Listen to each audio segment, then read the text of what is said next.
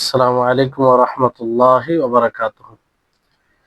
ইন্নাল হামদালিল্লাহ নাহমাদুহু ওয়া নাস্তাঈনুহু ওয়া নাস্তাগফির ওয়া নাউযু বিল্লাহি মিন শুরুরি আনফুসিনা ওয়া সাইয়্যাতি আমালিনা।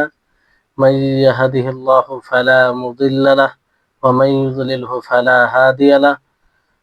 ওয়া আশহাদু আন লা ইলাহা ইল্লাল্লাহু ওয়াহদাহু লা শারীকা লাহু ওয়া আশহাদু আন্না মুহাম্মাদান আবদুহু ওয়া রাসূলুহু। আম্মা বা'দ। رب اشرح لي صدري ويسر لي أمري واحلل عقدة من لساني يفقهوا قولي رب زدني علما رب زدني علما।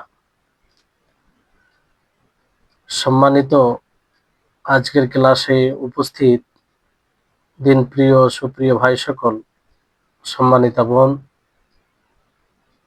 প্রশংসা মাত্র মহান আল্লাহ তাবারক ওয়া তাআলার জন্য, যিনি আমাদের সকলকে সুস্থ রেখেছেন, ভালো রেখেছেন, ইলম অর্জনের উদ্দেশ্যে আমাদেরকে এই বৈঠকে উপস্থিত হওয়ার তৌফিক দিয়েছেন। তারপরে আমাদের সকলের প্রাণ প্রিয় নবী করিম মুহাম্মদ মুস্তাফা সাল্লাল্লাহু আলাইহি ওয়াসাল্লাম, ওনার উপরে অসংখ্য শান্তির ধারা বর্ষিত হোক।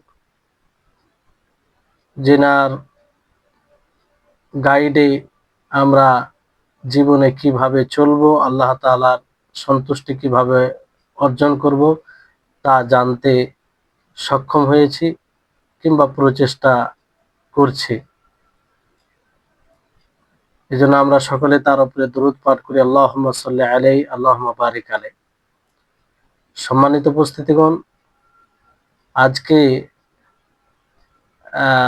মাকারিমুল আখলাক শেখ ইবনে উসাইমিন রাহিমাহুল্লাহ, তিনার বই মাকারিমুল আখলাকের সম্ভবত 6ম ক্লাস, 6 নম্বর ক্লাস। এর পূর্বের ক্লাসে আমাদের চলমান বিষয় ছিল যেটা, যে নবী করিম মুহাম্মদ সাল্লাল্লাহু আলাইহি ওয়াসাল্লাম একটি চমৎকার হাদিসে বলেন যে তোমরা যেখানেই থাকো আল্লাহকে ভয় করো। এটা হবে আল্লাহর সাথে সুআচরণ, ভালো আচরণ, আল্লাহর নজরদারির খেয়াল করা, স্মরণে রাখা, আল্লাহর তাকওয়া অবলম্বন করা। আর আল্লাহর তাকওয়া অবলম্বন তার আদেশ সমূহকে পালন করে এবং নিষেধাজ্ঞা থেকে বিরত থাকার মাধ্যমে হয়, রাসূলের অনুসরণ করে। তারপরে আমাদের দ্বারা আমরা নিজের সাথে কিরূপ ব্যবহার করব, যদি গুনাহ হয়ে যায়, পাপ হয়ে যায়, তাহলে আমরা তারপরে পরে নেকির কাজ করব, সৎ কাজ করব। আর সৎ কাজের মধ্যে সর্বোপরি যেটা উত্তম কাজ হচ্ছে গুনাহ হওয়ার পরে তওবা করা, ফিরে আসা আল্লাহর দিকে, আগামীতে না করার দৃঢ় সংকল্প করা। তো এইভাবে আমরা নিজের সাথে ভালো ব্যবহার করব। তারপরে মাখলুকের সাথে আমরা কিরূপ ব্যবহার করব, যে মাখলুকের সাথে উত্তম আচরণে, উত্তম সভ্যতায়, উত্তম ভাবে আমরা নিজেকে উপস্থাপন করব। তো এই হাদিসটি খুব চমৎকার হাদিস। যদি এটা আমরা নিজের জীবনে বাস্তবায়ন করি, বুঝে ঠিক মতো, তাহলে আমরা উত্তম চরিত্রের অধিকারী হব সব দিক দিয়ে। মানুষের সাথে অনেক সময় উত্তম চরিত্র বিরোধী কাজ হয়। যেমন ধরেন আপনি মাজলুম, আপনার সাথে মন্দ আচরণ করা হয়েছে, তো আপনি যদি মাফ করে দেন তাকে, তাহলে এটা উত্তম চরিত্রের একটা অন্যতম দিক হবে। আপনি যদি মাফ করেন, আর এই মাফকারীদের আল্লাহ তাআলা পছন্দ করেন। যেমন আল্লাহ তাআলা জান্নাতীদের ব্যাপারে বলেন, আল্লাহ তাআলা প্রশংসা করেছেন যারা মানুষকে মাফ করে, মানুষকে ক্ষমা করে, মানুষের দোষ ত্রুটিকে উপেক্ষা করে, তার সাথে যেটা হয়ে থাকে, তো তারা জান্নাতে যাবে। তাদের সম্পর্কে আল্লাহ তাআলা বলে, আল্লাযীনা ইউনফিকুনা ফিস সাররাই ওয়াদ দাররাই ওয়াল কাযিমিনাল গায়যা ওয়াল আফিনা আনিন নাস ওয়াল্লাহু ইউহিব্বুল মুহসিনিন। সূরা আল ইমরান 134 নম্বর বইয়ে রয়েছে আপনাদের। তো আল্লাহ তাআলা বলেন যে যারা সচ্ছল অবস্থায় ও অসচ্ছল অবস্থায়, উভয় অবস্থায় খরচ করে এবং রাগকে নিয়ন্ত্রণে রাখে, আর মানুষকে ক্ষমা করে। মানুষকে কি করে? ক্ষমা করে। আল্লাহ তাআলা মুহসিনিনদেরকে, ভালো কল্যাণ কর্ম যারা করে তাদেরকে ভালোবাসে। তো ক্ষমা করা, রাগকে নিয়ন্ত্রণে রাখা, এটা হচ্ছে ইহসানের মধ্যে আর উত্তম চরিত্রের এগুলো অন্তর্ভুক্ত। অনুরূপভাবে আল্লাহ তাবারক ওয়া তাআলা বলেন যে ওয়ান তাআফু আকরাবু লিত্তাকওয়া, যে তোমরা ক্ষমা করো, ক্ষমা করাটা তাকওয়ার নিকটবর্তী, তাকওয়ার নিকটবর্তী। কারণ ক্ষমা করতে গিয়ে তাকওয়া অর্জন হয়, কিংবা তাকওয়ার পথে চলা সহজ হয়ে যায়। আপনি এটা বুঝতে পারবেন যে যখন আপনি মানুষকে ক্ষমা করবেন, আপনার সাথে যে অন্যায় করেছে, সে কথার মাধ্যমে হোক কিংবা অন্য কিছুর মাধ্যমে হোক, যখন আপনি তাকে ক্ষমার দৃষ্টিতে দেখবেন, সে সময় কিন্তু আপনি নিশ্চিত থাকবেন তার ব্যাপারে সেরকম একটা কুধারণা কিংবা তাকে দেখলে যে একটা আপনার মনের মধ্যে অশান্তি বিরাজ করবে, সেটা আসবে না। কারণ আপনি ক্ষমা করে দিলে এটা আপনার মনের মধ্যে আসবে যে আমি তো তাকে ক্ষমা করে দিয়েছি। তো এই কারণে আরো যে বিভিন্ন ধারণা করতেন কিংবা আপনি আরো কিছু করে ফেলতেন যেটা হয়তো আপনার দ্বারা গুনাহ হয়ে যেত, সেটা করা থেকে বিরত থাকবেন। তো ক্ষমা করে দেওয়া, এটা তাকওয়ার নিকটবর্তী আমল, এটা তাকওয়ার কাজ। তাকওয়া বলতে তাকওয়ার কাজে আপনার এই ক্ষমা করে দেওয়া সহযোগী হবে। অন্যতম একটা বৈশিষ্ট্য ক্ষমা করে দেওয়া, যে যতটা মানুষকে ক্ষমা করতে পারবে ততটাই সে আল্লাহর নিকটে প্রিয় বান্দা হবে এবং সে তাকওয়া সহজে অবলম্বন করতে পারবে। আল্লাহ তাআলা অন্য আয়াতে বলে ওয়ালিয়াফু ওয়ালিয়াসফাহু, যে তারা যেন ক্ষমা করে দেয় এবং অন্যের দোষ ত্রুটিকে উপেক্ষা করে, অন্যের দোষ ত্রুটিকে উপেক্ষা করে। অনুরূপভাবে আল্লাহ তাবারক ওয়া তাআলা বলেন ফামান আফা ওয়া আসলাহা ফাআজরুহু আলাল্লাহ, যে যারা ক্ষমা করে এবং সংশোধন করে, ইসলাহ করে, তো তার নেকি আল্লাহর উপরে, আল্লাহ তাআলা তাদেরকে অধিক নেকি দিবেন, পুরস্কৃত করবেন। সম্মানিত উপস্থিতিগণ, এই ক্ষমা করে দেওয়া একটা অত্যন্ত প্রশংসনীয় একটি গুণ, যে গুণ আমরা যদি নিজের মধ্যে নিয়ে আসতে পারি, তো এই গুণের কারণে আমরা অনেক গুণের অধিকারী হব। আপনার এই ক্ষমা করে দেওয়া এমন একটি বৈশিষ্ট্য, যে ক্ষমা করে দেওয়ার কারণে আপনার বন্ধু মানে আপনার শত্রু বন্ধু হয়ে যাবে, বন্ধুতে পরিণত হবে। তো এটা হচ্ছে বিষয়। এই জন্য আল্লাহ তাবারক ওয়া তাআলা মানে এক আয়াতে বলেন, তার আগে আপনাদেরকে বলি যে মানুষের সাথে চলাফেরা করে, আর চলাফেরা করতে গিয়ে মন্দ আচরণের শিকার হতে হয়, সম্মুখীন হতে হয়, হওয়াটাই স্বাভাবিক। কারণ আপনি 10 জনের সাথে চলবেন, 100 জনের সাথে চলবেন, সবাই বরাবর নয়। কেউ কোনো দিক দিয়ে, কোনো গুণে তার মধ্যে ঘাটতি আছে, আর সেই ঘাটতির কারণে সেই দিক দিয়ে অন্য মানুষকে দুঃখ দিয়ে থাকে। যদি আপনি সকলের দোষ ত্রুটিকে, সকলের কষ্ট দেওয়াকে মনে রাখেন, ক্ষমার দৃষ্টিতে না দেখেন, তাহলে এটা আপনার জন্য কষ্টকর হবে, আর আপনার জন্য অস্থিরতার কারণ হবে। তো ক্ষমা করে দিলে এতে কি হবে? আপনি নিজে শান্ত থাকবেন, আর যার সাথে আপনার ওই তার কষ্ট দেওয়ার কারণে হয়তো তার প্রতি ঘৃণা, তার প্রতি শত্রুতা, সে বন্ধুতে পরিণত হতে পারে, এর অনেক উদাহরণ আছে, আপনাদেরকে উদাহরণ দেব। আল্লাহ তাবারক ওয়া তাআলা একটি আয়াতে বলেন ওয়ালা তাস্তাবিল হাসানাতু ওয়ালাস সাইয়্যিআ ইদফা বিল্লাতি হিয়া আহসান ফাইযাল্লাযী বাইনাকা ওয়া বাইনাহু আদাওয়া কাআন্নাহু ওয়ালিয়্যুন হামীম। সূরা ফুসসিলাতের 34 নম্বর আয়াত, এটি বইয়ে রয়েছে, যে উত্তম আর মানে নেকি এবং পাপ, ভালো মন্দ দুটি বরাবর হতে পারে না। তো তোমরা মন্দের প্রতিহত করবে উত্তম ভাবে, ভালোভাবে, মন্দের প্রতিহত মন্দ ভাবে নয়, ওই মন্দ করে নয়, বরং তার সাথে সুআচরণ করে ভালো পদ্ধতিতে সেটা প্রতিহত করবে। এর ফলে কি হবে? এর ফলে তোমার মধ্যে এবং তার মধ্যে যে শত্রুতা আছে, যে বিদ্বেষ আছে, সেটা বন্ধুতে পরিণত হবে।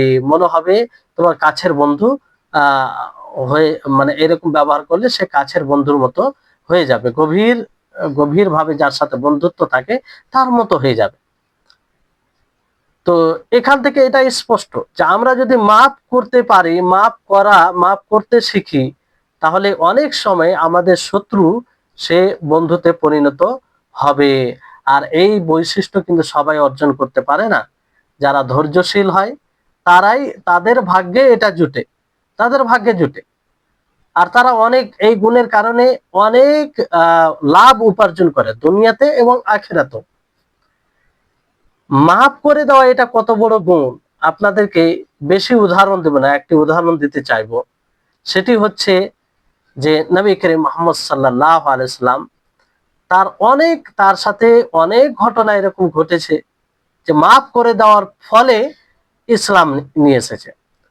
যে নবী করিম মুহাম্মদ সাল্লাল্লাহু আলাইহি সাল্লামের প্রকৃত শত্রু ছিল, নবী করিম মুহাম্মদ সাল্লাল্লাহু আলাইহি সাল্লামের চেহারা তার নিকটে সবচেয়ে নিকৃষ্ট ছিল। নবী করিম মুহাম্মদ সাল্লাল্লাহু আলাইহি সাল্লাম যে দ্বীন প্রসার করত, সেই দ্বীন তার নিকটে সর্বনিকৃষ্ট ছিল। কিন্তু সেই ব্যক্তিকে আল্লাহর নবী যখন ক্ষমা করে দেন, শক্তি থাকার পরেও পুরোপুরি সব রকম ব্যবস্থা হওয়ার পরেও যে তার প্রতি বদলা নেওয়া যেত, কিংবা তার প্রতি মানে ওই রকম ইনসাফের সাথে ব্যবহার করলে করা যেত, তারপর আল্লাহ নবী করেননি, ক্ষমার দৃষ্টিতে দেখেছেন। তো সেই শত্রু বন্ধুতে পরিণত হয়েছে। সেই ব্যক্তির নিকটে নবীর চেহারা যেটা পূর্বে সর্বনিকৃষ্ট ছিল, তার নিকটে তখন থেকে আল্লাহ নবীর চেহারা সর্বশ্রেষ্ঠ হয়েছে। যার দিন তার নিকটে সর্বনিকৃষ্ট ছিল, ঘৃণিত ছিল, সেই দিন তার নিকটে সর্বপ্রিয় হয়েছে। আপনাদেরকে বলি, সুমামা বিন আসাল এর ঘটনা দেখুন। যে তাকে যখন গ্রেফতার করা হলো, মসজিদে বেঁধে দেওয়া হলো, আল্লাহ নবী প্রথম দিন তাকে জিজ্ঞাসা করলেন যে তোমার কাছে কি আছে, এখন তুমি কি করবে? তো সুমামা বিন আসাল, যে মূলত আল্লাহ নবীকে সুযোগ পেলে তখন পূর্বে হত্যা করত, সে বলে যে আমার কাছে অনেক ধন আছে, মাল আছে, তো তুমি যদি আমাকে হত্যা করো। সে এইভাবে আল্লাহ নবীকে বলে যে যদি হত্যা করো, আপনি যদি আমাকে হত্যা করেন, তাহলে এক খুনিকে হত্যা করবেন, এক হত্যাকারীকে হত্যা করবেন। আর যদি আমাকে ছেড়ে দেন, তাহলে এক গুণ সম্পন্ন ব্যক্তিকে ছাড়বেন। আর যদি আমার কাছ থেকে আপনি মাল চান, অর্থ চান, তাহলে আপনাকে অর্থ দেওয়া হবে, ধন সম্পত্তি দেওয়া হবে, এর কোনো কম হবে না। মানে যা চাইবেন আপনি তাই দেওয়া হবে। নবী করিম মুহাম্মদ সাল্লাল্লাহু আলাইহি সাল্লাম তাকে ছেড়ে দিলেন, মানে আর কিছু বললেন না, চলে গেলেন। দ্বিতীয় দিন সেই একই প্রশ্ন, আর সুমামা বিন আসাল, তারও সেই একই উত্তর। তৃতীয় দিন তাই, একই প্রশ্ন, তাই উত্তর একই রকম ভাবে। তো নবী করিম মুহাম্মদ সাল্লাল্লাহু আলাইহি সাল্লাম শেষে বললেন যে একে ছেড়ে দাও। যখন তিনাকে ছেড়ে দেওয়া হলো, মসজিদে তিনাকে বেঁধে দেওয়া হয়েছিল, তো সঙ্গে সঙ্গে তিনি একটি খেজুরের বাগান ছিল, সেখানে গিয়ে গোসল করলেন। গোসল করে এসে আল্লাহ নবীকে বললেন যে আল্লাহ নবী, আমি ইসলাম গ্রহণ করতে চাই, আমাকে ইসলামে প্রবেশ করান। তিনি মুসলিম হয়ে গেলেন। তারপরে সে বলে যে আপনি আমার নিকটে সবচেয়ে ঘৃণিত ব্যক্তি ছিলেন, আপনি যে দিনের প্রসার করেন সেটা আমার নিকটে ঘৃণিত ছিল, আমি সবচেয়ে বেশি ঘৃণা করতাম। এখন আপনার চেহারা, আপনি আমার নিকটে সর্বশ্রেষ্ঠ, সর্বপ্রিয়। আপনার দিন, আপনার ধর্ম যেটা ঘৃণিত ছিল, সেটা এখন আমার নিকটে প্রিয়। সম্মানিত উপস্থিতিগণ, তাহলে চিন্তা করুন যে এই ক্ষমা করে দেওয়ার এটা ফলাফল। একজন মানুষ ইসলাম নিয়ে চলে আসছে, যে ইসলামের শত্রু ছিল, যে ইসলাম তার নিকটে ঘৃণিত ছিল, যে ইসলামের ধারাবাহক, যে ইসলামের বাহক, যে ইসলামের প্রচার প্রসার ঘটায়, যে ইসলামের শরীয়ত যার উপরে নাজিল অবতীর্ণ হয়েছে, তাকে সবচেয়ে বেশি ঘৃণা করত নবী করিম মুহাম্মদ সাল্লাল্লাহু আলাইহি সাল্লামকে। আর আল্লাহ নবীর ক্ষমা করে দেওয়ার কারণে সেই গুণে প্রভাবিত হয়ে সে ইসলাম গ্রহণ করে, সে ইসলামের একজন খাদিম, প্রকৃত খাদিমে পরিণত হয়, যে ইসলামের শত্রু ছিল। এই হচ্ছে, এরকম অনেক উদাহরণ আছে, অনেক উদাহরণ আছে, ক্লাস লম্বা হয়ে যাবে, সেগুলো আরো উদাহরণ দিচ্ছে না। তো এই ক্ষমা করে দেওয়ার বৈশিষ্ট্য নিজের মধ্যে নিয়ে আসার চেষ্টা করতে হবে। ক্ষমা করে দিতে পারলে অনেক যেগুলো শরীয়ত বিরোধী কাজ হওয়ার সম্ভাবনা থাকে সেগুলো আর হয় না, সেগুলো আর হয় না। আপনি যদি আর একটা দিক মনে রাখবেন, যদি আপনি ক্ষমা না করেন, তাহলে এই ক্ষমা না করার ফলে অন্য ক্রাইম আরো আসে, অন্য গুনাহ আরো তৈরি হয়, মানুষের ঘৃণা আরো তৈরি হয়, মানুষকে গুনাহের উপরে অব্যাহত রাখার প্রতি এক প্রকার সহযোগিতা করা হয়। যদি আমাদের সাধ্যে থাকে তাহলে অবশ্যই ক্ষমা করতে শিখুন। এই বৈশিষ্ট্য এই গুণটা তৈরি করার চেষ্টা, নিজের মধ্যে নিয়ে আসার চেষ্টা করুন। যেমন আপনাদেরকে উদাহরণ দিই, যে ধরুন আপনার উপরে কেউ অন্যায় করেছে, কেউ কোনোভাবে আপনার অর্থ ছিনিয়ে খেয়েছে, কিংবা আপনার গীবত করে ফেলেছে, কিংবা আপনার কোনো আপনার ব্যাপারে কটু মন্তব্য করে ফেলেছে, যেটাতে আপনি বাস্তবে আঘাত পেয়েছেন।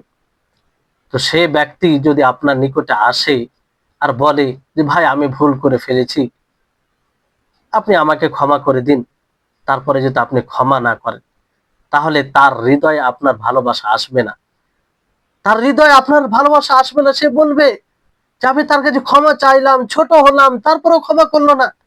তখন সে আরো বেশি আপনার সাথে শত্রুতা করবে, সে আরো সেই গুনাহ বেশি বেশি করে করবে।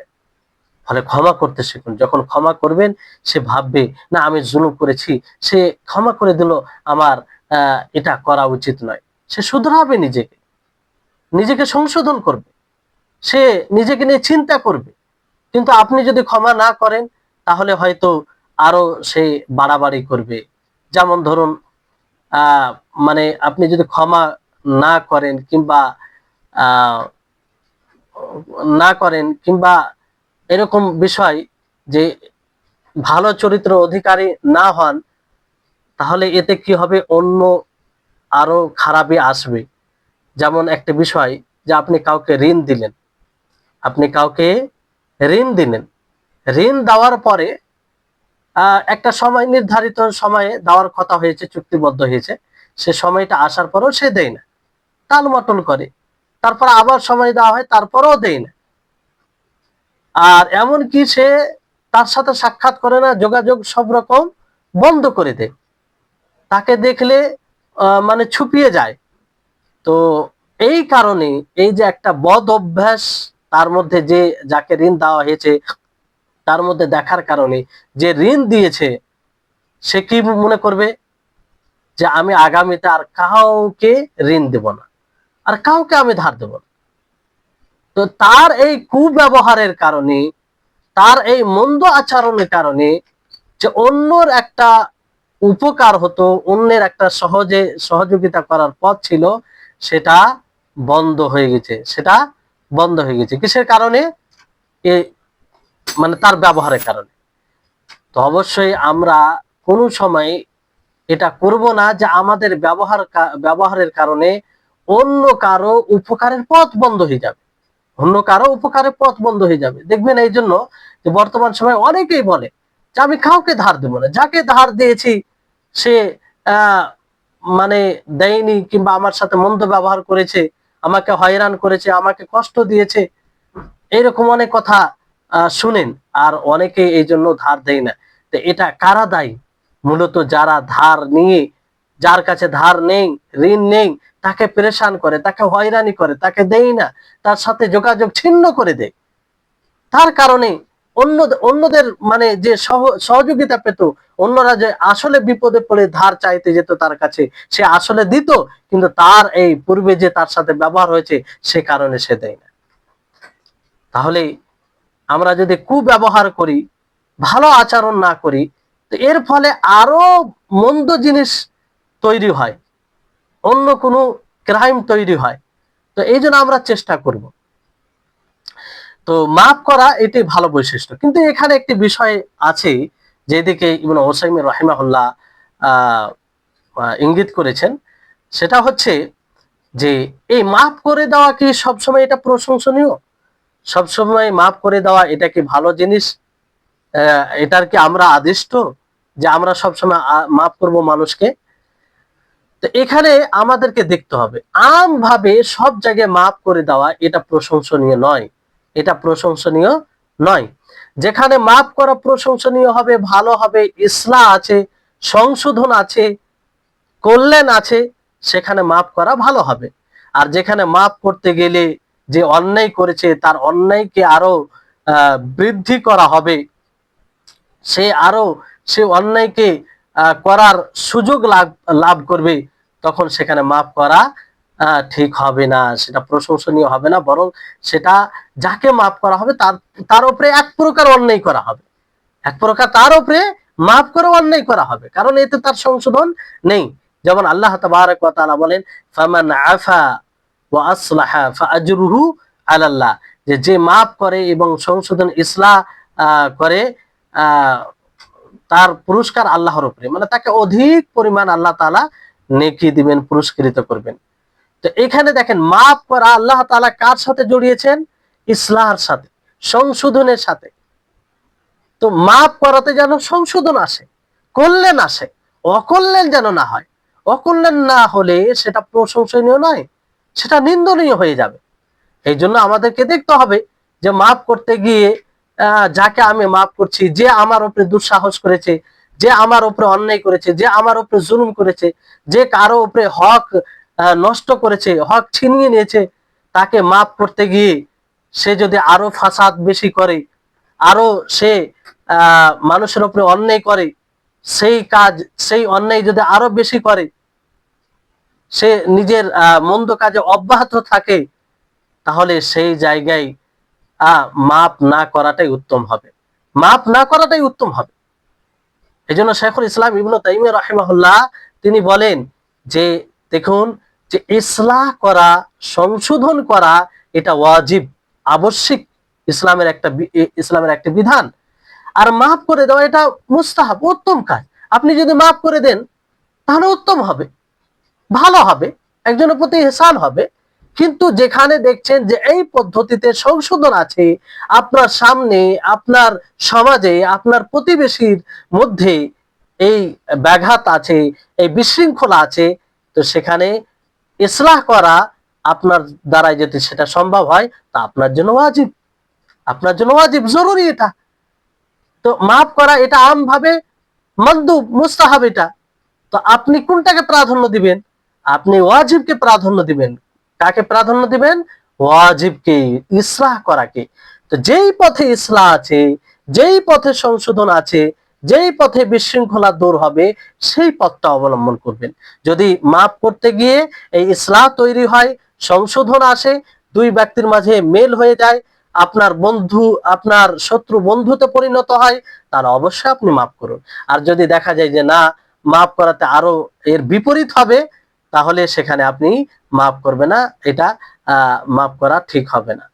এই হচ্ছে শরীয়ত। এই জন্য শেখুল ইসলাম ইবনে তাইমিয়া রাহিমাহুল্লাহর এই কথাটি খুব গুরুত্বপূর্ণ, যুক্তিপূর্ণ কথা, শরীয়ত সম্মত কথা।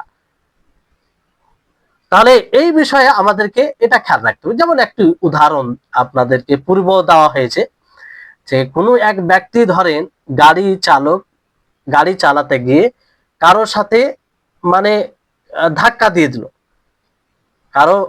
কারো কোনো জিনিসের সাথে সংঘর্ষ করলো, ধাক্কা দিয়ে দিল। এতে গাড়ির সাথে ধাক্কা দেওয়া হোক কিংবা মানুষের সাথে ধাক্কা দেওয়ার কারণে মানুষ হয়তো মারাও যেতে পারে কিংবা মারা গেছে, অথবা সে মারা যায়নি, সে ক্ষতিগ্রস্ত হয়েছে, আহত হয়েছে। তো এই জায়গাতে মানে আমভাবে মাফ করাটা উত্তম বলতে পারি না।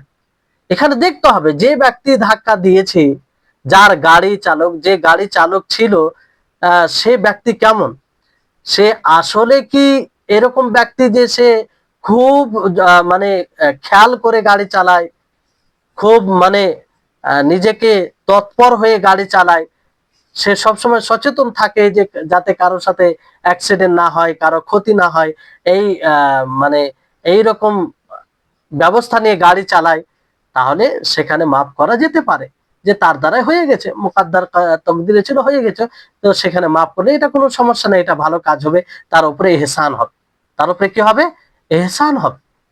আর যদি সে এরকম ব্যক্তি হয় যে তার কোনো পরোয়া নেই, সে এই জন্য ধাক্কা দিয়েছে যে তার লেগে গেল, লেগে গিয়ে ক্ষতি হলে কোনো সমস্যা নেই, তার দাপট আছে, হয়তো তার অর্থ আছে, কিছু অর্থ দিয়ে সে নিজেকে মুক্ত করে নিবে, এইরকম ব্যক্তি হয়, কোনো পরোয়া না থাকে, লাপরোয়া থাকে, কোনো পরোয়া করে না, যে কারো লাগলো, কাউকে লাগলো, কারো ক্ষতি হলো, কারো গাড়ির ক্ষতি হলো, কারো জানের ক্ষতি হলো, কারো শরীর আঘাত লাগলো, এতে সে কোনো পরোয়া করে না।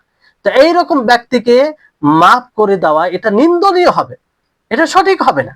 এখানে ওয়াজিবের উপরে, আবশ্যিকের উপরে একটি মুস্তাহাব কাজকে মানে প্রাধান্য দেওয়া হবে, যেটা শরীয়ত সম্মত নয়, যেটা শরীয়ত সম্মত নয়, আর এটা ভালো আখলাকের অন্তর্ভুক্ত নয়। তো এই জায়গাতে আমাদেরকে এখানে এটা দেখতে হবে যে সে ব্যক্তি আসলে কি, সে ব্যক্তি আসলে কার অন্তর্ভুক্ত, সে ভালো সচেতন হয়ে গাড়ি সচেতন হয়ে গাড়ি চালায়, না লাভ কোনো পারোয়া করে না এমন ব্যক্তির মধ্যে। তো সে যেমন হবে তার অবস্থা অনুযায়ী তার সাথে ব্যবহার করতে হবে। এবার তাই হচ্ছে বিষয়। অনেক সময় যে অ্যাক্সিডেন্ট যেহেতু অনেক সময় হয়, অ্যাক্সিডেন্ট হলে অনেক ক্ষতিগ্রস্ত হয়, এমনকি মারা যায়।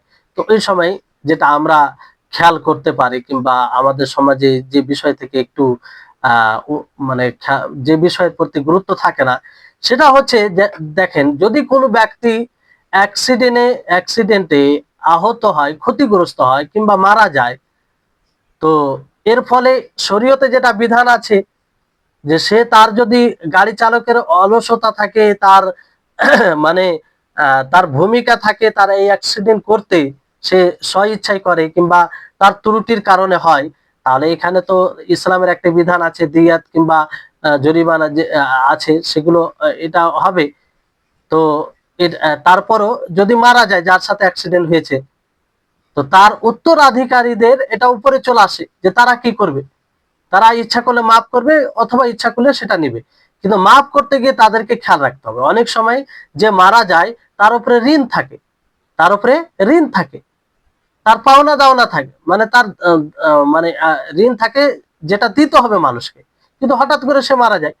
ওই ক্ষেত্রে আহ, যে যে মারা যাবে তার উত্তরাধিকারের কোনো অধিকার নেই যে তার যেটা পাবে ক্ষতিপূরণ, কিংবা শরীয়ত সম্মত যদি এগুলো দিয়াত কিংবা জরিমানার অবস্থা মানে ব্যবস্থা থাকে, তাহলে সেটা মাফ করার কোনো অধিকার রাখে না। কারণ ঋণ পরিশোধ করতে হবে তার পক্ষ থেকে, এটা প্রাধান্যতা পায়, এটা আগে মানে করতে হবে, তারপরে মানে উত্তরাধিকারের বিষয় আসে। তো উত্তরাধিকারী মাফ করবে এই জন্য যে তারা তাদের সেটার মালিক হবে, ফলে মাফ করবে। তো এখানে তো মালিক হয়নি এখনো, কারণ তার ঋণ আছে, আগে ঋণ পরিশোধ করতে হবে। তো ওই সময় সেটা নেবেই, নেওয়ার পরে তার ঋণ পরিশোধ করবে।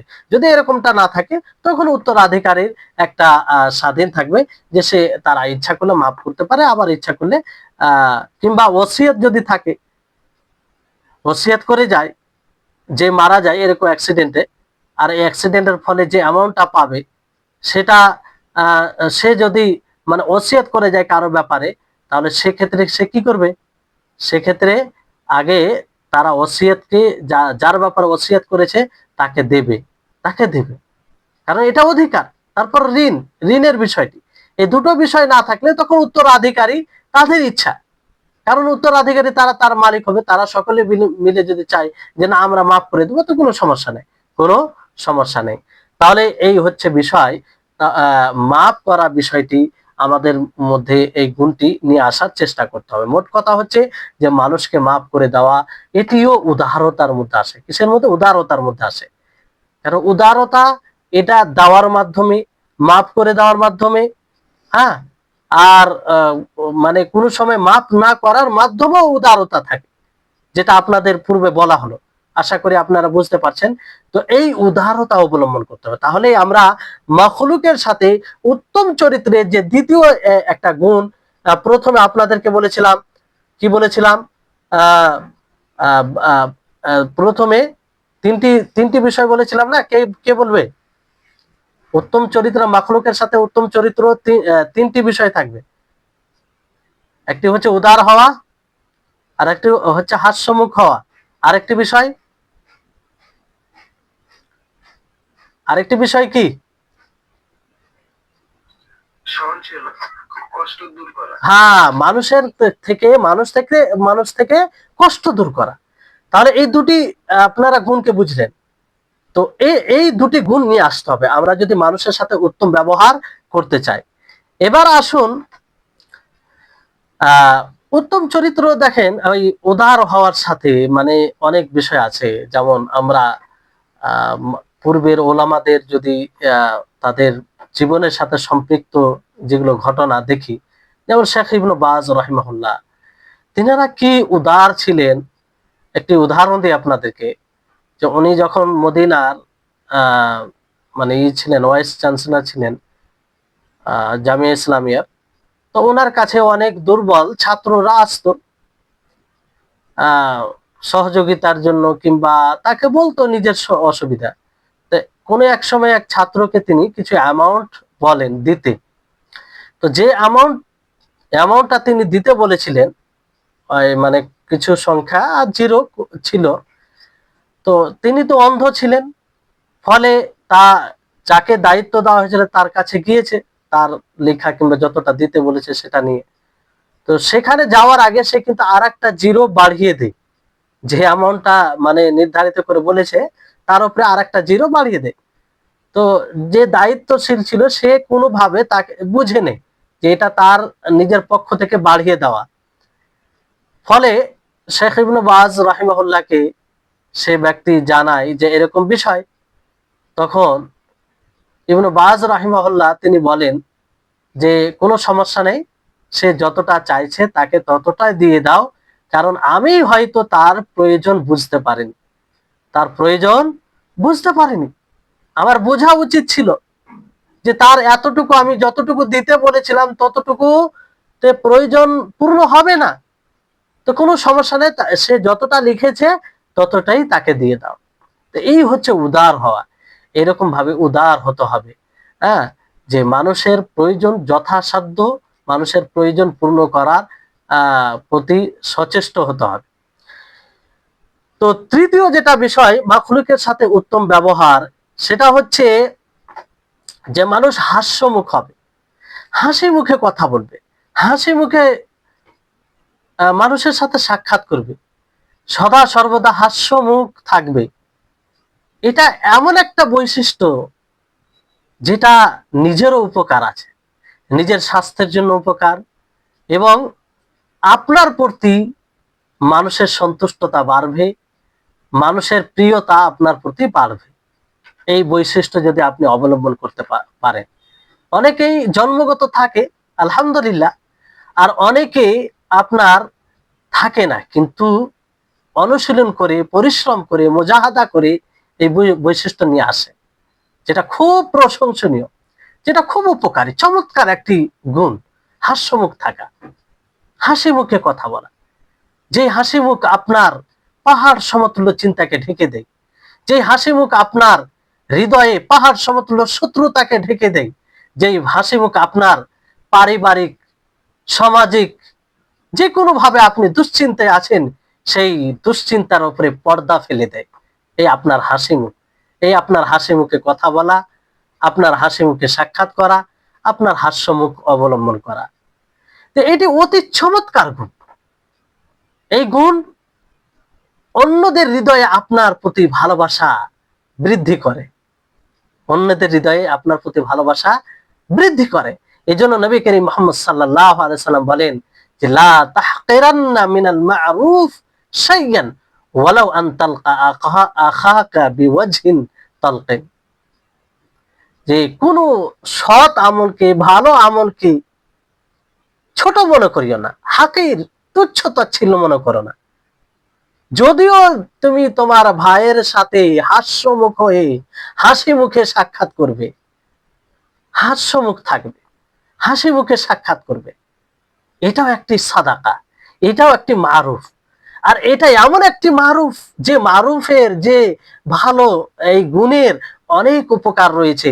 শেখ ইবনে উসাইমিন রাহিমাহুল্লাহ তিনি ওই গুণের কথা বলেন যে তিনি সেই গুণের কথা বলতে গিয়ে বলেন যে যদি আপনি হাসি মুখে কারোর সাথে সাক্ষাৎ করেন, কারো কথায় কারোর সাথে কথা বলেন, তাহলে এর কয়েক দিক দিয়ে লাভ আছে। একটা দিক হচ্ছে যে আপনি যার সাথে, যাকে সম্বোধন করবেন, যার সাথে সাক্ষাৎ করবেন, তাকে আপনি আনন্দ দিবেন, সে আপনার প্রতি খুশি হবে, সে আনন্দ পাবে, সে আপনার সাথে কথা বলবে ভালোভাবে। দ্বিতীয় হচ্ছে যে তার প্রতি, যে আপনার সাথে সম্বোধিত ব্যক্তি, তার হৃদয়ে আপনার ভালোবাসা সৃষ্টি হবে, আপনার জন্য সে প্রফুল্ল চিত্ত অবলম্বন করবে, প্রফুল্ল হয়ে যাবে, সে ভালোবাসা, সুসম্পর্ক তৈরি হবে। তৃতীয় বিষয় হচ্ছে যে আপনার হৃদয়, আপনার বক্ষ প্রশস্ত হবে, প্রফুল্ল হবে এতে। আর এটা আপনি যাচাই করলে পাবেন, অসুবিধা নেই। আপনি দেখুন, এই গুণ অবলম্বন করে দেখুন, কারোর সাথে হাস্যমুখে কথা বলে দেখুন, কারোর সাথে হাস্যমুখে সাক্ষাৎ করে দেখুন, এতে আপনার বক্ষ প্রশস্ত হবে, আপনার হৃদয় প্রফুল্ল হবে। আপনি যার সাথে কথা বলবেন, যার সাথে সাক্ষাৎ করবেন, যে আপনার সম্বোধিত ব্যক্তি হবে, সেই আনন্দ পাবে, সেই আনন্দ পাবে। তো এটা খুব চমৎকার একটি গুণ। এই গুণে আমাদের সকলকে গুণান্বিত হওয়া উচিত। কিন্তু এর বিপরীত, যদি আপনি বিশ্রী মুখ করে রাখেন, মুখ ভারী করে রাখেন, দুশ্চিন্তার পাহাড় আপনার চেহারাতে দেখা দেয়, শত্রুতার ছাপ আপনার চেহারাতে দেখা দেয়, অসন্তুষ্টির ভাব আপনার চেহারাতে দেখা দেয়, তাহলে মনে রাখবেন যে এতে আপনার সাথে যে সম্বোধিত ব্যক্তি, সেও ঘৃণা করবে, আপনার কাছ থেকে পলায়ন করবে, আপনার সাথে বসতে চাইবে না, আপনার সাথে ভালোভাবে কথা বলতে চাইবে না। আর আপনার হৃদয় সংকুচিত হয়ে যাবে, সংকীর্ণ হয়ে যাবে। তো এই ক্ষতি, আর মানে অন্যদের হৃদয়ে আপনার প্রতি ভালোবাসা হবে না, ঘৃণা জমবে। আর সর্বোপরি আপনি এই যদি আপনি বিশ্রী মুখ ভারী করে থাকেন, তাহলে কি হবে? এতে আপনি ডিপ্রেশন যে একটা অসুখ, সেই অসুখে আক্রান্ত হবেন, যেটা বড় মারাত্মক রোগ, ভয়ঙ্কর রোগ, যে রোগ মানুষকে ধ্বংস করে দেয়। ডিপ্রেশন, হতাশ, নিরাশার শিকার হয়ে যাওয়া, কিংবা একদম কোনো বিষয়কে নিয়ে এতটা চিন্তিত হওয়া যে অন্য কাজে আপনি শক্তিহীন হয়ে যাচ্ছেন। ডিপ্রেশন যাকে বলি, এই ডিপ্রেশনের অনেক হয়। এটা কিসের কারণে হয়? এই যে বেশি চিন্তিত হওয়ার কারণে, নিজেকে সবসময় চিন্তিত রাখার কারণে এটা হয়। এজন্য ডাক্তারগণ, চিকিৎসকগণ বারবার আপনাকে এই পরামর্শ দেয় যে আপনি হাসি মুখে কথা বলুন, হাসি মুখে মানুষের সাথে সাক্ষাৎ করুন, আপনি ভুলে যান যে আপনার সাথে কি হয়েছে, তাহলে এই রোগ, এই ডিপ্রেশন দূর হয়ে যাবে, যেটি ধ্বংসাত্মক একটি রোগ। এতে আপনার হৃদয় প্রশস্ত হবে। এই জন্য দেখবেন বিশেষ যেগুলো জায়গা, হসপিটাল বলেন, এয়ারপোর্ট বলেন, আরো হোটেল বলেন, সেগুলোতে ট্রেনিং দেওয়া হয়, ট্রেন করা হয় তাদেরকে, যে তোমরা মানুষের সাথে, কাস্টমারের সাথে হাস্যমুখে কথা বলবে, তোমার চেহারাতে যেন কোনো চিন্তার ছাপ না থাকে, ভালোবাসার ছাপ থাকে, মহব্বতের ছাপ থাকে, সহনশীলতার ছাপ থাকে। ট্রেন করা হয় তাদেরকে। এজন্য দেখবেন যে আপনি যেই অবস্থায় থাকেন না কেন, তারা খুব হাসি মুখে কথা বলে।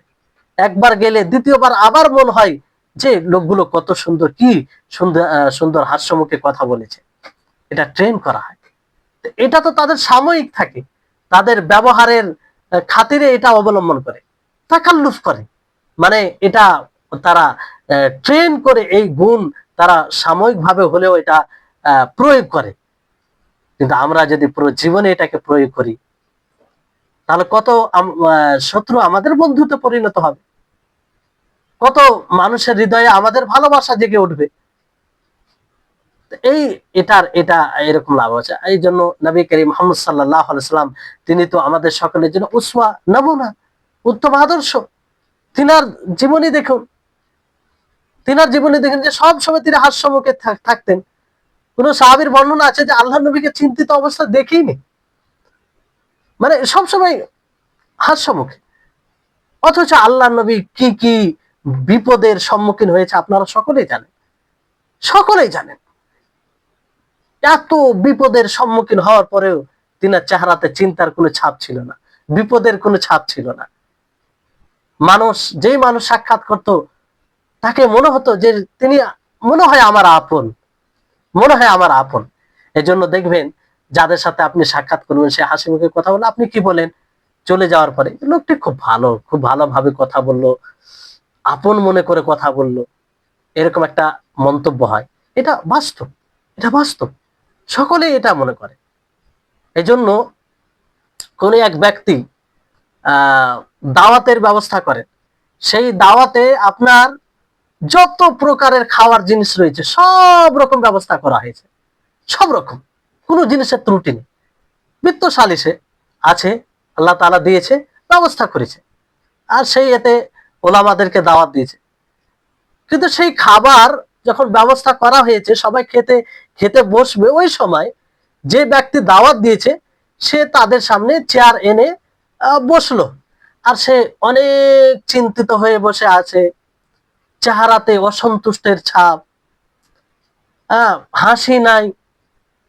তো এরকম যদি দাওয়াত হয়, তা আপনার ওই দাওয়াত খাওয়া যদি আপনি বেশি অনুভব করতে পারেন জিনিসকে, তা আপনার জন্য ওই দাওয়াত কষ্টকর হয়ে যাবে, আপনার জন্য ওই দাওয়াত বিপদ হয়ে যাবে। আপনি মনে মনে ভাববেন যে এই ব্যক্তি দাওয়াত দিয়েছে, মনে হয় অসন্তুষ্ট আমাদের প্রতি, মনে হয় উনি এই দাওয়াতের ব্যবস্থা করে খুব চিন্তিত হয়ে গেছেন, কারণ ওনার চেহারাতে কোনো হাসি নেই, কোনো খুশি নেই। এই জন্য এই বৈশিষ্ট্য গুণ অবলম্বন করবে। কোন মেহমান আপনার বাড়িতে এলো, আসার পরে আপনি সবকিছু আপ্যায়ন করলেন, যা কিছু করো সবকিছু করলেন, খাওয়া দাওয়া থেকে নিয়ে কোনো জিনিসের ত্রুটি রাখলেন না, কিন্তু আপনি যখন কথা বললেন তার সাথে বিশ্রী মুখ করে, মুখ ভারী করে, আপনার চেহারাতে আপনি যে সে যে এসেছে তার আসার খুশি আপনার চেহারাতে দেখতে পেল না, তাহলে সে আপনার কাছে যতক্ষণ থাকবে, যতটা সময় দিবে আপনাকে, সে কষ্টের সাথে সময় দিবে, তাকে ভালো লাগবে না। তো এই হচ্ছে এই বৈশিষ্ট্যের প্রভাব। তো আমরা সবসময় হাস্য মুখে কথা বলার চেষ্টা করব, এতে আমাদের উপকার রয়েছে, আমাদের স্বাস্থ্যের জন্য উপকার রয়েছে। যে এই তিনটি বৈশিষ্ট্য যার উপরে মাখলুকের সাথে উত্তম চরিত্র নির্ভর করে, যার উপরে মাখলুকের সাথে উত্তম চরিত্র নির্ভর করে। তা আমরা সকলে একটা, প্রথমে বলা হলো যে মানুষকে কষ্ট না দেওয়া, কোনোভাবে যেন মানুষ আপনার কাছ থেকে কষ্ট না পায়। দ্বিতীয় হচ্ছে উদার হওয়া, আর এর ব্যাখ্যাও আপনারা জেনেছেন। তৃতীয় হচ্ছে হাসি মুখে কথা বলা, হাস্যমুখ অবলম্বন করা, মানুষের সাথে আপনি হাসি মুখে কথা বলবেন।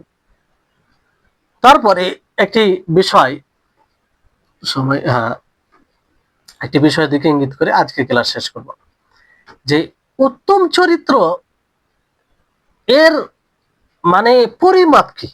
আপনি যে মানুষের সাথে উত্তম চরিত্র অবলম্বন করছেন, কিংবা আপনি সত্যি উত্তম চরিত্রের অধিকারী, এটা কি করে আপনি বুঝবেন? এর বুঝার পরিমাপ, তারাজু কিংবা পাল্লা,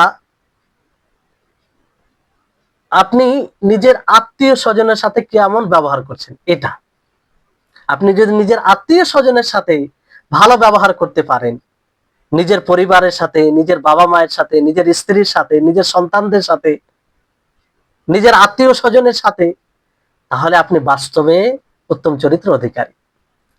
কারণ আপনার সাথে সবসময় যারা সাক্ষাৎ করে, সবসময় আপনার সাথে যোগাযোগ করে, সবসময় যাদের সাথে আপনি থাকেন, তারা হচ্ছে আপনার পরিবারের লোক, আপনার আত্মীয় স্বজন, আপনার প্রতিবেশী। সেটা আত্মীয় স্বজন আপনার বাবা মায়ের মাধ্যমে দিক দিয়ে হতে পারে, কিংবা আপনার স্ত্রীর দিক দিয়ে কিছু যারা কাছে থাকে তারা হবে। তাদের সাথে আপনার ব্যবহার কিরকম? তাদের সাথে যদি আপনি উত্তম ব্যবহার করতে পারেন, তাহলে আপনি বাস্তবে উত্তম চরিত্রের অধিকারী। তো তাদেরকে খুশি রাখতে হবে, তাদেরকে আনন্দ দিতে হবে, তাদের ব্যাপারে আপনি হৃদয়কে প্রশস্ত রাখবেন, তাদের উপরে সংকীর্ণতা আপনি সৃষ্টি করবেন না। সাধ্য অনুযায়ী শরীয়তের সীমাবদ্ধতায় থেকে তাদেরকে আনন্দ দিবেন। এই সীমাবদ্ধতায় থেকে আনন্দ দিবেন এর মানে কি? এর মানে এটা এটা এই কথাটা এই জন্য ইবনে উসাইমিন রাহিমাহুল্লাহ বলেন যে এই কায়েদটা এই জন্য লাগানো হচ্ছে, কারণ অনেকেই মাসিয়াত গুনাহ করে আল্লাহর অবাধ্যতায় অন্য মানুষকে খুশি করে, আত্মীয় স্বজনকে খুশি করে। তাহলে এটা এটা শরীয়ত সমর্থিত বিষয় নয়, এটা থেকে বিরত থাকতে হবে। যেমন বর্তমান সময়ে একটা ফিতনা, বড় ফিতনা সোশ্যাল মিডিয়া আসার পরে, এটা ফিতনা রূপে যে কমেডি যাকে বলা হয়, যে মিথ্যা বলে বিভিন্ন রকমের অশ্লীলতা সাহারা নিয়ে, অসভ্যতার সাহারা নিয়ে বিভিন্ন রকমের শরীয়ত বিরোধী কাজ করে মানুষকে খুশি দিতে চায়, মানুষকে খুশি করে এন্টারটেনমেন্ট, যাই হোক এগুলো বলা হয় যে খুশি করা, মানুষকে আনন্দিত করা। এটা হারাম। আপনি সুব্যবহার করে, ভালো আচরণ করে মানুষকে খুশি দেন, অভিনয় করে নয়, অভিনয় করে নয়। কারণ অভিনয় এটা হৃদয় থেকে হয় না, এটা সাময়িক হয়, এটা সাময়িক হয়। তাহলে এই বিষয় থেকে আমরা সবসময় শরীয়তের সীমাবদ্ধতায় থেকে মানুষের বিশেষ করে যারা কাছে লোক আছে তাদের সাথে সুব্যবহার করব। নবী করিম মুহাম্মদ সাল্লাল্লাহু আলাইহি ওয়াসাল্লাম বলেন যে খায়রুকুম লিআহলিহি ওয়া আনা খায়রুকুম লিআহলি, যে তোমাদের মধ্যে সর্বোত্তম ব্যক্তি যে তার পরিবারের নিকটে উত্তম ব্যক্তি, তার পরিবারের নিকটে উত্তম ব্যক্তি। আর আমি নবী করিম মুহাম্মদ সাল্লাল্লাহু আলাইহি ওয়াসাল্লাম বলেন যে আমি নিজের পরিবারের নিকটে উত্তম ব্যক্তি। অনেকেই দেখবেন যে বাইরে খুব মানে নমনীয়তা নমনীয়তা বলতে বিনয়ী হয়, মানুষের সাথে ভালোভাবে কথা বলে, মিষ্টভাষী, সমাজে চর্চাও থাকে, বলে যে অমুক ব্যক্তি খুব সুন্দরভাবে কথা বলে, কষ্ট দেয় না, খুব ভালো কথা বলে। কিন্তু বাড়িতে যখন প্রবেশ করে, স্ত্রীর উপরে চাপ, সন্তানদের উপরে চাপ, কথার মধ্যে রুক্ষতা, কোনো মিষ্টতা নেই, কোনো মানে যে একটা ভালোবাসা থাকবে সেই বিষয়টি নেই। অনেক মানুষ আছে এরকম। এটা অবাক করা বিষয়, এটা তো বাস্তব বিরোধী। যে আপনি বাইরের সাথে ভালো ব্যবহার করছেন আর বাড়িতে আপনি মন্দ আচরণ করছেন, এটা কোন ব্যবহার? তো এটা নয়। এই জন্য নবী করিম মুহাম্মদ সাল্লাল্লাহু আলাইহি ওয়াসাল্লাম বলেন যে উত্তম ব্যক্তি সে যে নিজের পরিবারের নিকটে উত্তম।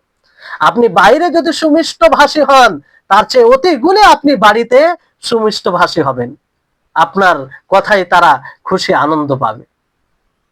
তাহলে এই মানে এটা আমাদেরকে খেয়াল করতে হবে। কিন্তু বড় দুঃখের বিষয়, অনেকেই দেখবেন যে বাইরে মনে হবে যে এই ব্যক্তি কোনোদিন রাগ করে না, অতি সহজ সরল মানুষ মনে হয়, এরকম অনেক লোক দেখা যায়। কিন্তু বাড়িতে মানে রেগে চোখ মুখ সব লাল হয়ে যায়, এমন ভাবে রাগে আর সেই রাগকে প্রয়োগ করে, যার ফলে বাড়িতে একটা অশান্তি, যার ফলে বাড়িতে একটা যে তার দ্বারা একটু শান্তি পাবে সেটা পায় না। তো এরকমটা যেন না হয়।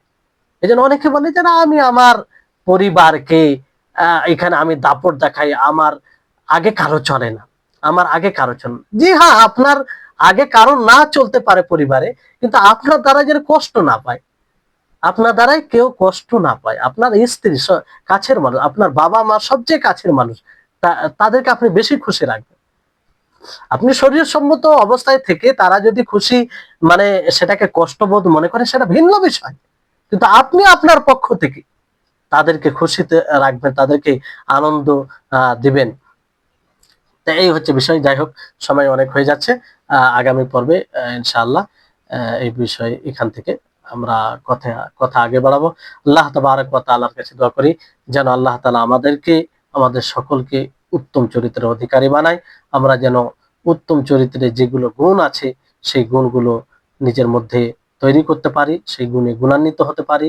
আর যে ৩টি গুণ মাখলুকের সাথে উত্তম আচরণে আমরা জানলাম, মানুষকে কষ্ট দেওয়া থেকে বিরত থাকা, উদার হওয়া এবং হাস্যমুখ হওয়া, মানুষকে নিজের বডি ল্যাঙ্গুয়েজ দ্বারা খুশি আনন্দিত করা, এটাও যেন গুণ আমরা অবলম্বন করতে পারি।